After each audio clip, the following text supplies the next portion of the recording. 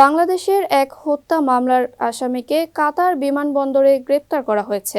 নরসিংদীতে এক সাবেক ইউপি চেয়ারম্যানকে হত্যার দায়ে আসামি ছিলেন অভিযুক্ত প্রবাসী রাসেল মাহমুদ। বৃহস্পতিবার কাতার বিমানবন্দরে পৌঁছানোর পর কাতার ইমিগ্রেশন পুলিশ 12 ঘন্টা আটক করে রাখার পর তাকে বাংলাদেশে ফেরত পাঠায়। দেশে ফেরার পর শুক্রবার সকালে ইমিগ্রেশন পুলিশ তাকে নরসিংদী জেলা পুলিশের কাছে হস্তান্তর করে।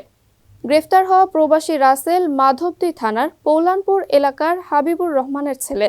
কারো কাছে স্বপ্ন পূরণ, কারো আনন্দের উপলক্ষ, আবার কারো জীবন পাল্টে দেওয়ার মুহূর্ত, কখনো জীবন বাঁচাতে সর্বোচ্চ গতিতে উড়ে চলা, কারো আবেগের শেষ মুহূর্ত, আপনজনের শেষ বিদায়ে সামিল হওয়া।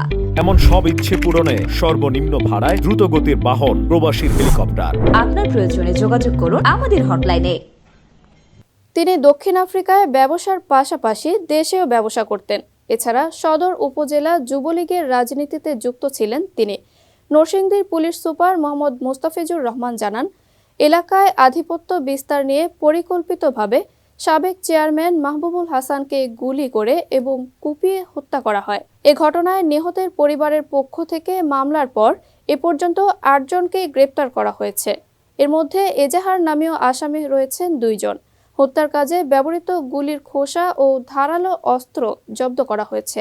পুলিশ সুপার আরও জানান, এ হত্যার অন্যতম পরিকল্পনাকারী 2 নম্বর আসামি রাসেল মাহমুদ বিদেশে পালিয়ে যাবার সময় কাতার বিমানবন্দরে পৌঁছার পর ইমিগ্রেশন পুলিশের সহায়তায় তাকে গ্রেপ্তার করা হয়েছে।